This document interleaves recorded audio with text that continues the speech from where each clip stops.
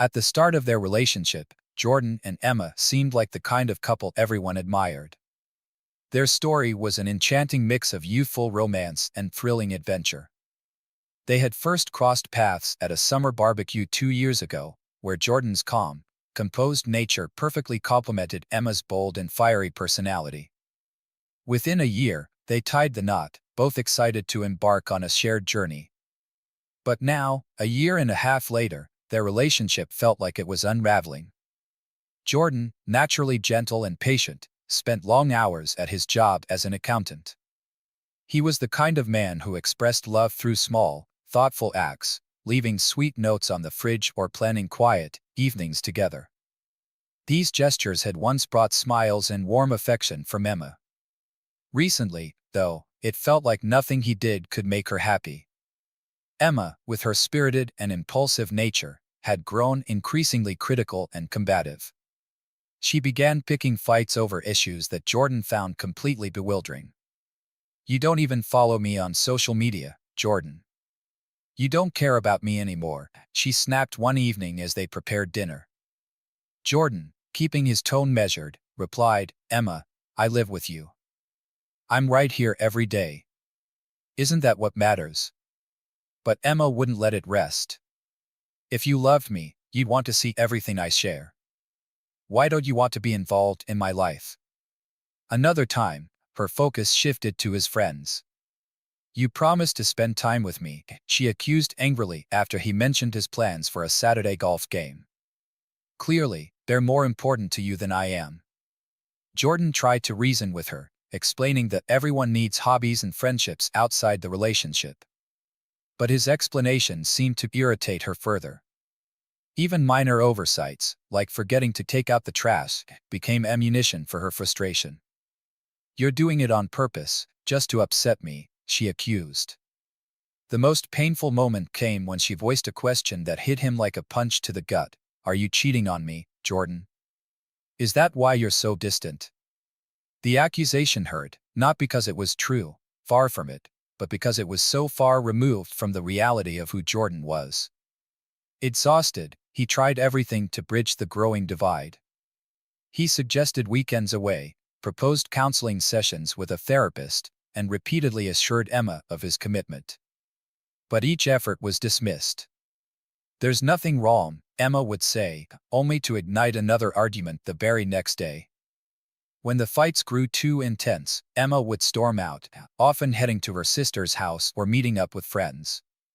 Each time, Jordan was left alone in their eerily silent home, wondering where their once bright happiness had disappeared.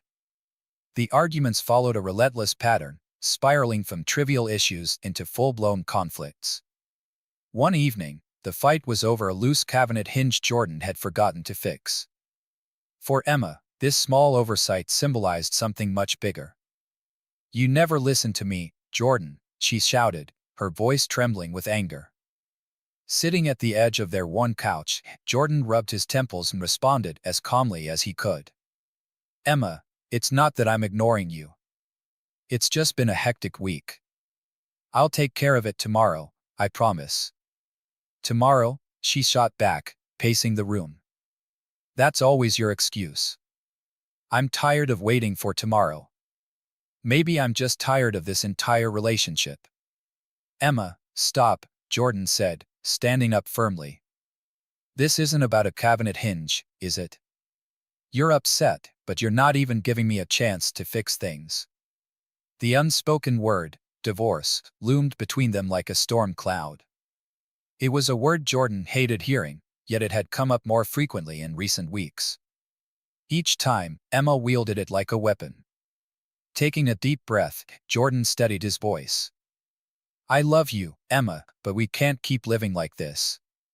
We need help." For the first time in weeks, Emma hesitated. Her fiery demeanor faltered, her shoulders slumping under the weight of the tension. "You think we need therapy?" she asked, her voice uncertain. "I do," Jordan replied gently. "A family psychologist could help us communicate better, help us understand what's really going on here. Emma, I want us to work through this." Emma looked away, biting her lip. "Maybe you're right," she admitted softly. But then she paused and added, I don't know if I'm ready for that yet. Jordan sighed, a mix of hope and frustration. Then what are you ready for? Emma's face lit up suddenly, as if struck by a brilliant idea. I need a break, she said, almost giddy. A fresh perspective. Sophia and Lila have been planning a girls' trip to Europe for months. I could go with them, take some time to think, clear my head. Caught off guard, Jordan blinked. A trip to Europe? Now. Why not? Emma replied, her tone insistent. It's a little dream of mine. Paris, Rome, Barcelona. It could be the reset I need. We need. Jordan hesitated. This wasn't the kind of space he had envisioned, but he wanted to support her if it could save their marriage. How long would you be gone? He asked cautiously. Just 12 days, she answered quickly. That's not so long, right? I'll keep in touch, I promise. Jordan frowned, unsure. You really think this will help? Emma nodded, her smile wavering but bright. I do. And I think it'll help you too. We've been suffocating each other, Jordan. Some distance might be just what we need. Though he was uneasy, Jordan reluctantly agreed. Perhaps she was right, a short break might give them both clarity. It wasn't an easy decision, but he wanted to show her that he trusted her. In the days before her departure, the house buzzed with Emma's excited chatter about the places she'd visit and the adventures she'd have. Her friends Sophia and Lila called frequently, planning itineraries and giggling like schoolgirls. Meanwhile, Jordan stayed on the sidelines, his anxiety growing with each passing day. Finally, the morning of her departure arrived. Jordan offered to take Emma to the airport, but she shook her head. I need to do this on my own, she said, avoiding his eyes. It's not that I don't want you there, I just need some space. Her words stung, but Jordan didn't push back. He hesitated, then nodded, though the request left an uneasy feeling in the pit of his stomach. Standing by the door with her suitcase in hand, Emma turned to him with a bright smile, one that seemed almost carefree, though it didn't quite reach her eyes. This will be good for us, she said. Trust me. Jordan forced a smile, swallowing the knot forming in his chest. I hope you're right, he replied softly. Just keep in touch, okay? I will, she promised, leaning in to kiss him on the cheek. Then, without another word, she walked out the door, leaving the house quiet in a way Jordan hadn't felt before. He stood by the window, watching the car disappear down the street, his heart heavy with unease. Just 12 days, he murmured, trying to reassure himself. It'll be over before I know it. At first, Jordan tried convincing himself that everything was fine. For the first couple of days, Emma responded to his texts, but her replies felt off, short and distant. When he asked how she was enjoying Europe, her answers were clipped and devoid of enthusiasm. It's fine, or busy. Lots to see. It wasn't the lively, expressive Emma he knew. Instead of sharing her experiences, she seemed to be ticking off a box by responding. By the third day, her replies stopped entirely. His texts went unread, his calls unanswered. Jordan told himself she was probably caught up in the excitement of sightseeing, too busy to check her phone. But by the fifth day, the weight in his chest grew heavier. In an attempt to distract himself, Jordan scrolled through social media. Emma had posted sporadically pictures of iconic landmarks, quaint little cafes, and picturesque streets. The images were stunning but oddly impersonal. There wasn't a single selfie or candid moment with her friends. It felt strange, but Jordan brushed it off, reasoning she might be trying to live in the moment. Curiosity gnawed at him, though, and he decided to check Sophia's and Lila's profiles. Sophia, typically very active online, had posted only a couple of updates in the first few days. Lila, however, had shared more frequently. One post in particular made Jordan pause. It was a group photo taken in a bustling piazza at sunset. Sophia and Lila were smiling brightly, arms draped over each other's shoulders. But in the corner of the frame, partially cropped, were two unmistakable male hands. Jordan's stomach churned. He tried to dismiss the thought, reasoning, they're in Europe. Of course, they'd meet new people. It doesn't mean anything. But the unease gnawed at him, fueled by the silence from Emma. Determined to put his doubts to rest, Jordan dug deeper. Scrolling through Lila's posts, he found a recently uploaded video. His heart raced as he hit play. The footage was shaky, capturing a lively scene in a bustling restaurant. The camera panned over a table where all three women sat with three men. The sound of laughter and clinking glasses filled the air. Jordan froze the frame, his gaze locking onto Emma in the background. Though the image was blurry, there was no mistaking her. She was seated beside a tall man with dark hair, leaning toward him as they laughed together. Sophia and Lila seemed equally cozy with their companions, their expressions light and carefree. Before Jordan could process what he was seeing, the video vanished. Lila had deleted it. His hands trembled as he opened his gallery, where he'd quickly taken a screenshot. It wasn't definitive proof, but it was enough to tell him something was off. For hours, Jordan stared at the image. He couldn't accuse Emma of anything outright, but her silence, now stretching into a fourth day, was deafening. By the eighth day, Jordan stopped trying to reach her. The humiliation of his unanswered texts and ignored calls was too much. Instead, he began preparing himself for the inevitable truth. Whatever Emma was doing, wherever she was, it was clear she had checked out of their marriage. As he sat alone in their eerily quiet home, Jordan couldn't stop his mind from drifting to the future. He loved Emma, but he couldn't ignore her secrecy, her lies, and the growing distance between them. He began to imagine the conversation they'd have when she returned, a calm, civil discussion about divorce. He didn't want chaos, he wanted closure. Just as Jordan was steeling himself for that moment, something unexpected happened. On the eighth day, Emma's social media exploded with new posts. Pictures of vibrant cities, iconic landmarks, and colorful snapshots of her trip filled her profile. But there was something odd. No group photos, no witty comments or tags involving Sophia and Lila. It was as if Emma were traveling alone now. The sudden burst of activity felt forced, like she was putting on a show. Jordan couldn't shake the feeling that she was trying to distract him, to create a smokescreen for whatever she wasn't saying. And the fact that she still ignored his calls and messages only deepened his suspicions. By the next morning, Jordan couldn't stand the silence any longer. Against his better judgment, he decided to call Sophia. He had avoided involving others in their relationship, but he couldn't ignore his growing unease. His first two calls went unanswered, leaving him pacing the room. On the third attempt, Sophia finally picked up. "Hello." Her voice was tinged with unease, her usual cheerful tone absent. "Hi, Sophia," Jordan began, clearing his throat. "It's Jordan. I hope I'm not interrupting anything." There was a brief pause. "Jordan." "No, it's fine. How are you?"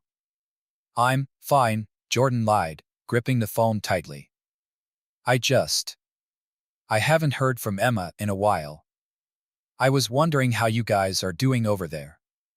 Another hesitation. "We're fine." "Everything's fine," Sophia replied, her tone unconvincing. "You know how it is, traveling can get hectic.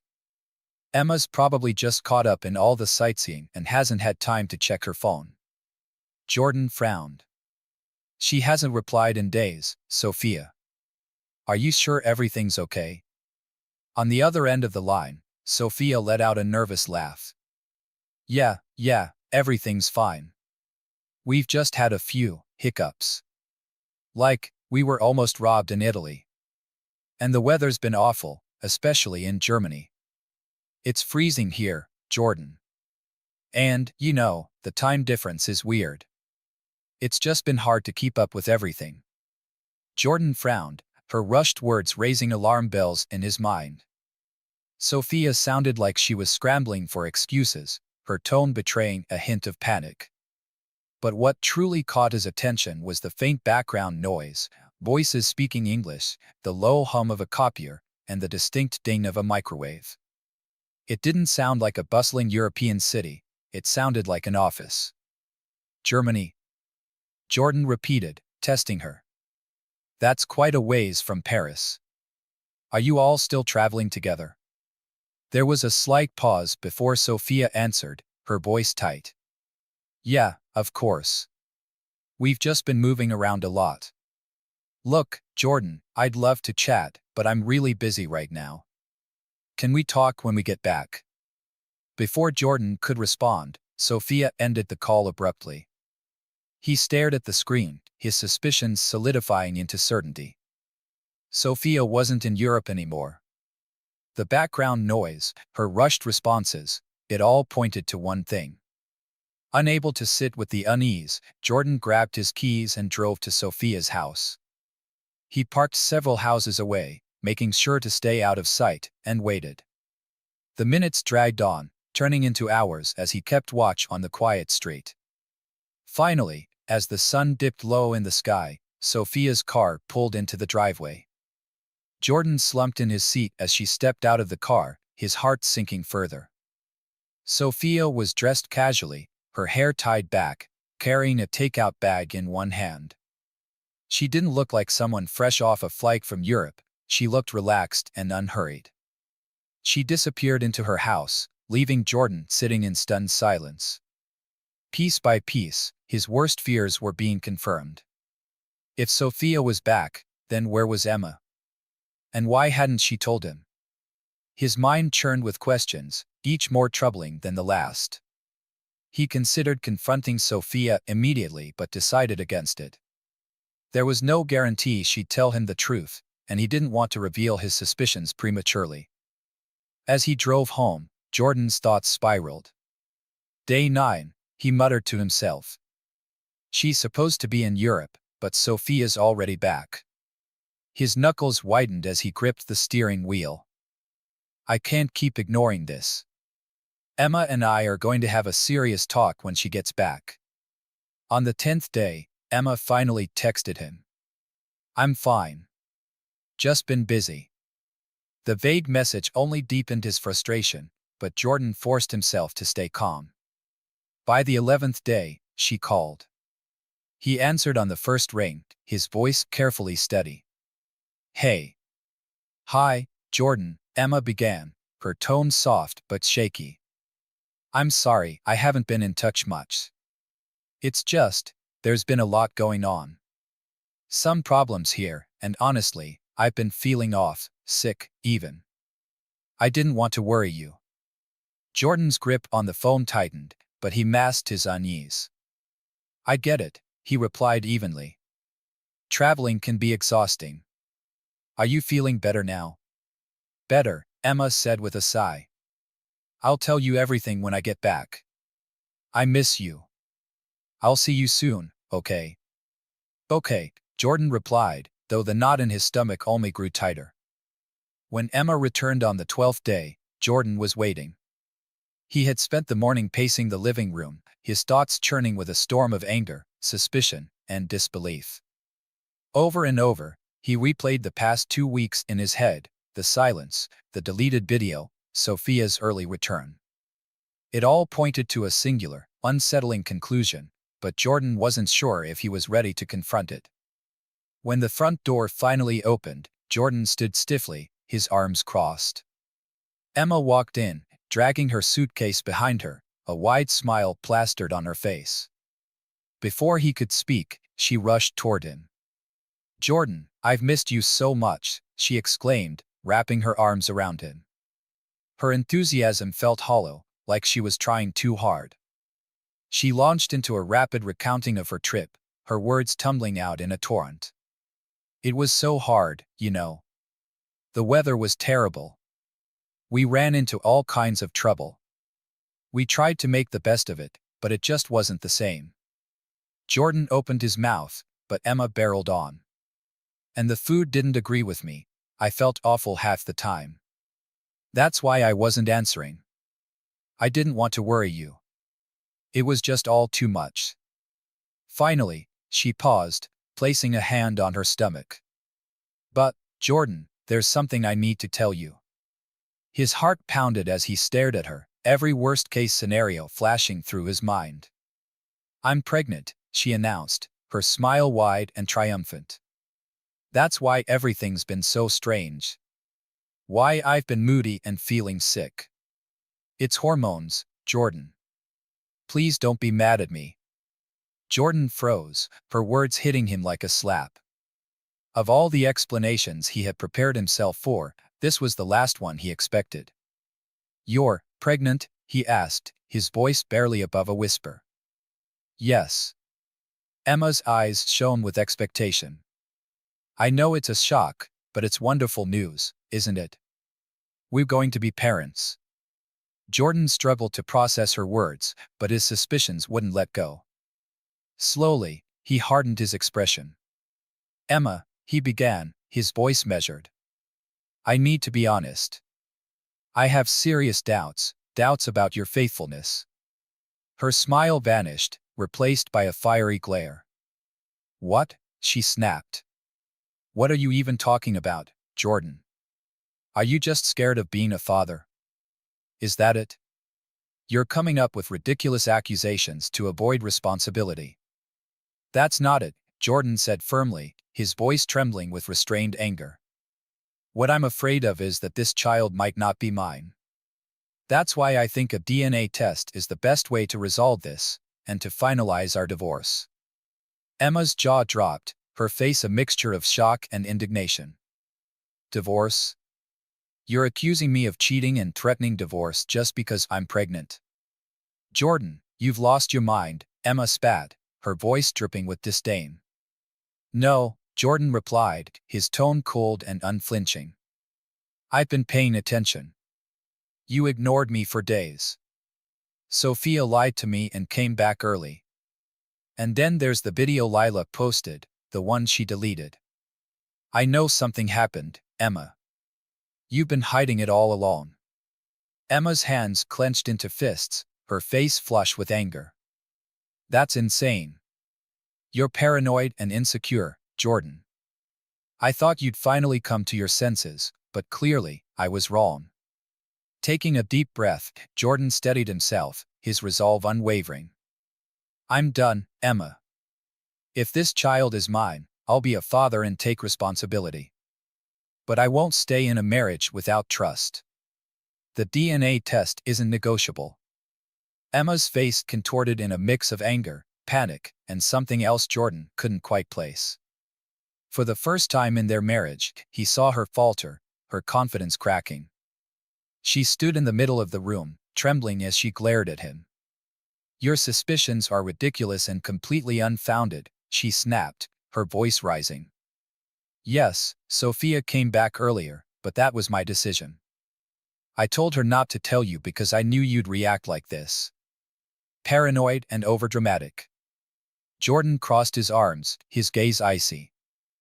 And the video? He asked, his voice low but firm. The one showing you with other men. Care to explain that? For a moment, Emma's eyes flickered with panic, but she quickly recovered, her tone shifting to defensive.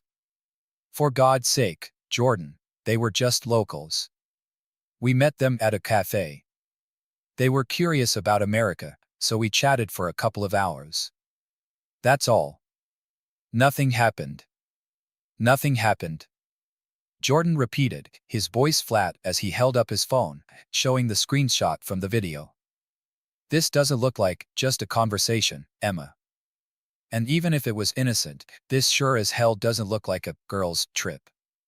Emma's face hardened. You have no proof, she hissed. This is just you projecting your fear. You're scared of becoming a father and lashing out because of it. You've always hated change, Jordan. You're the one with the problem, not me. Jordan clenched his jaw, his patience unraveling. Don't treat me like I'm stupid, he snapped. This entire trip, you've been distant. You dodged my calls, ignored my messages, and now you're spinning this fairy tale.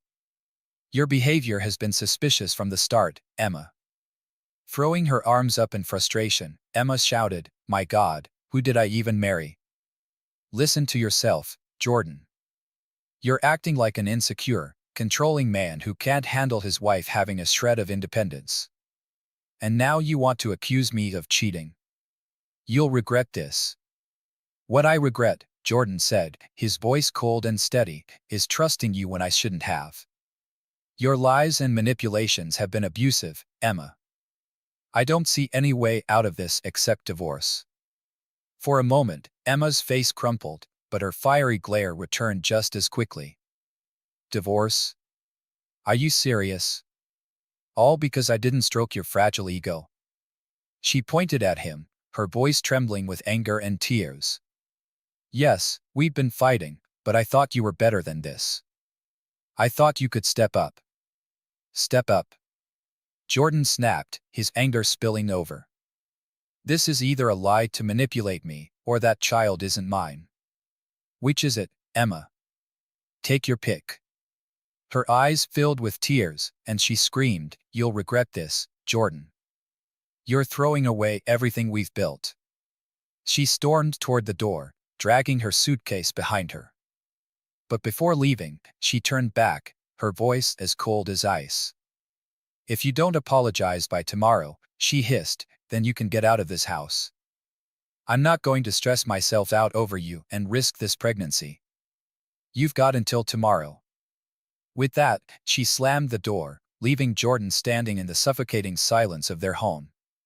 Jordan didn't wait for the morning. Without a second thought, he grabbed his belongings, stuffed them into a bag, and left.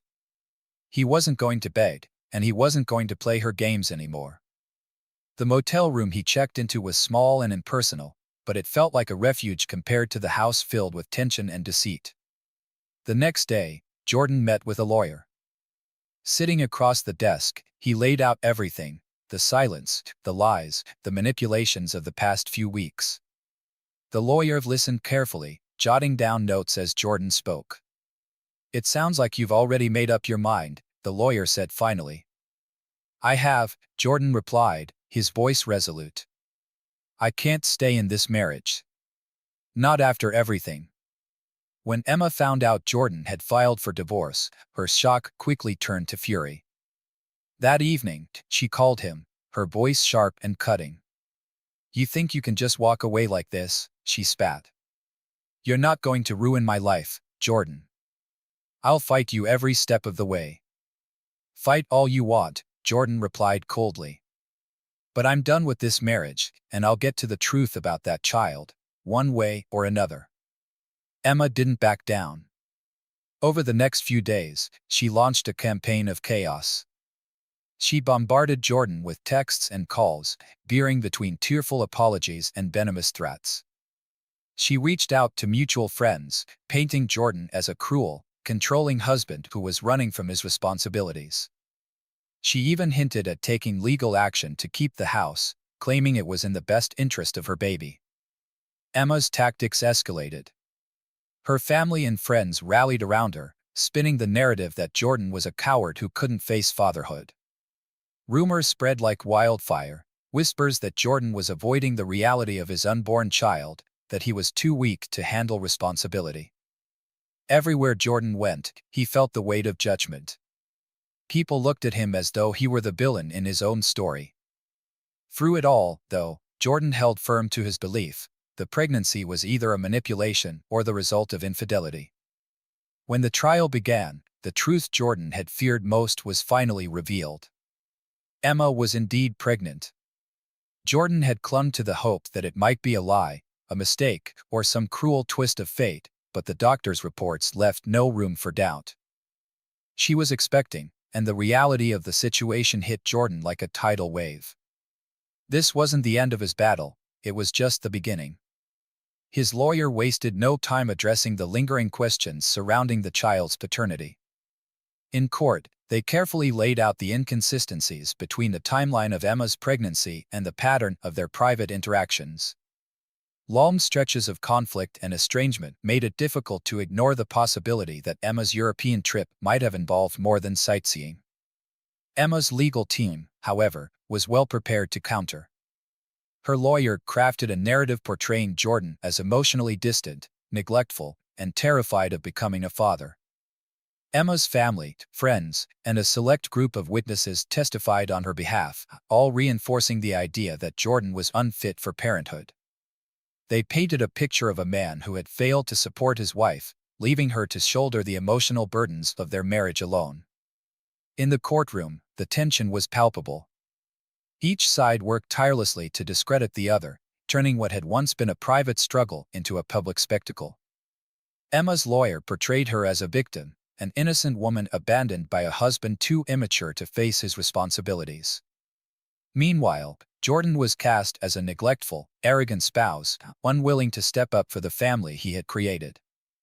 The damage to Jordan's reputation was severe.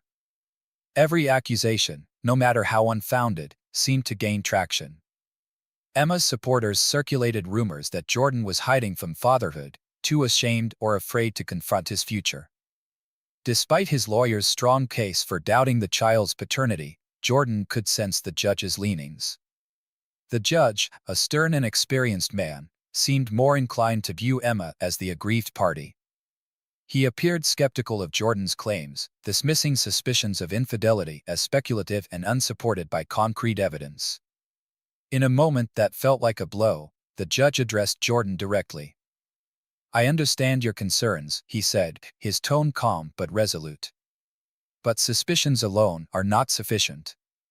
Without clear evidence of infidelity or a stronger basis for doubting paternity, these remain speculative claims. A DNA test is the appropriate course of action." Jordan's heart sank, though there was a glimmer of hope. The judge agreed to a paternity test, but only after the child was born. While it wasn't the decisive victory Jordan had hoped for, it offered a chance for clarity.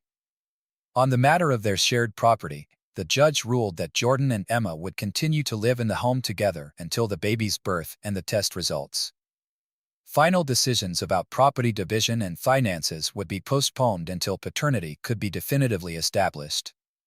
Emma was granted temporary access to the home, and though Jordan was relieved the court acknowledged the importance of the DNA test, he knew this was only a temporary reprieve. The battle ahead was bound to be long and grueling. Outside the courtroom, Emma's family and friends continued their campaign against Jordan. Rumors spread like wildfire, painting him as a heartless man running from his responsibilities. Everywhere Jordan went, he felt the weight of judgment, whispers, glares, and assumptions that he was the villain in this story. Through it all, Jordan clung to his belief that the pregnancy was either a manipulation or the result of infidelity. The months ahead were not just about his marriage, they were about the truth, the future of the child, and the fight for justice. Determined to protect his sanity, Jordan spent the rest of Emma's pregnancy avoiding her as much as possible. He moved through the shared space of their home like a ghost, speaking only when necessary. He marked the days on his calendar with quiet resolve, waiting for the moment the child would be born, and with it, the chance to finally uncover the truth. As the due date approached, Jordan felt a strange combination of relief and dread. The months of waiting, the lies, the rumors, they were all leading to this pivotal moment. For better or worse, the truth was coming, and Jordan knew it would shape the rest of his life. Emma gave birth to a baby boy. The sight of the newborn stirred unexpected emotions in Jordan, a strange mix of tenderness and sadness, but he stayed firm in his resolve. The DNA test was arranged quickly after the birth, promising to answer the question that had haunted him for months. 2 weeks later, the results arrived. Jordan's heart pounded as he opened the envelope, his hands trembling slightly. He read the document carefully, and his suspicions were confirmed. He was not the father. Relief washed over him, but it was tinged with simmering anger. All the fights, the lies, the rumors, the stress that had consumed his life, had been for a child that wasn't his. When Jordan shared the results with Emma, her reaction wasn't what he expected. She didn't lash out or deny it outright. Instead, her face went pale, her voice a stammer. "What?" she whispered, her eyes wide with disbelief. "No. This can't be right. That's impossible. You are the father, Jordan. You have to be." "I'm not," Jordan replied flatly, holding the results in front of her. "It's all right here." Emma's shock morphed into desperation. She demanded a retest, convinced that some mistake had been made at the lab. Her pleas bordered on frantic. "I don't understand," she cried. "I know it's yours. There's no way it isn't." Jordan stayed calm, his voice cool and detached. "Go ahead," he said. "Do the retest if you want. But it won't change anything for me." Weeks later, the second test confirmed the first: the child was not Jordan's. This time, even Emma couldn't deny it. She broke down in tears, still insisting she had no idea how it could be true. But by then, Jordan no longer cared. He had no interest in her explanations, no energy left to untangle her web of lies. With the DNA results in hand, Jordan finalized the divorce. He made sure Emma had no further claim to his life, his property, or his future. But he wasn't done. The months of slander, the damage to his reputation, these couldn't be left unaddressed. Jordan filed a defamation lawsuit against Emma and her family for the lies they had spread, painting him as a coward and an irresponsible man. The lawsuit sent shockwaves through Emma's support network. With the DNA results as evidence, Jordan's case was strong. Her family's falsehoods were exposed, and many of the friends who had rallied around Emma began to distance themselves. Though the legal battle dragged on, Jordan ultimately won. He received both a public apology and damages for the harm done to his reputation. For Jordan, it wasn't just about the money, it was about reclaiming his dignity. 2 years later, Jordan's life looked completely different. He had moved to a new city, started a new job, and was dating again for the first time in years. For the first time in what felt like forever, he felt at peace. One afternoon, while grabbing a coffee, Jordan ran into Lila. The sight of her dredged up memories he had long since tried to bury, but Lila seemed nervous, almost guilty. "Jordan," she said after a bit of small talk, her voice unsteady. "I owe you an apology. I should have told you the truth back then." Jordan raised an eyebrow, intrigued but wary. "The truth?" Lila sighed, looking around as if to make sure no one else could hear. "Emma, she had a lover. She didn't go to Europe with just us. Sophia and I knew about it, but she swore us to secrecy. We didn't think it was our place to say anything." Jordan's stomach churned, but he kept his expression neutral. "So it wasn't just a girl's vacation?" "No," Lila admitted, guilt flickering in her eyes. "She'd been seeing him for a while. We didn't know she was pregnant, though. She must have thought it was yours." Jordan felt a wave of vindication mixed with frustration. "Why are you telling me this now?" he asked, his voice measured. "Because it's been eating at me," Lila said, her tone heavy with regret. "You didn't deserve what happened. I guess I just wanted to clear my conscience." Jordan nodded slowly, taking a moment to process her words. "Thanks for telling me," he said finally. "But honestly, I'm not surprised. I've already moved on." They parted ways, and Jordan walked out of the coffee shop with a strange sense of closure. The truth he had sought for so long had finally surfaced, but it didn't weigh on him like he thought it might. Instead, it confirmed what he had already known: he had made the right decision to leave Emma behind. For the first time, the past felt like just that, the past. Free from the shadows of betrayal, Jordan looked ahead to the future with clarity and hope, ready to embrace the life he had worked so hard to rebuild.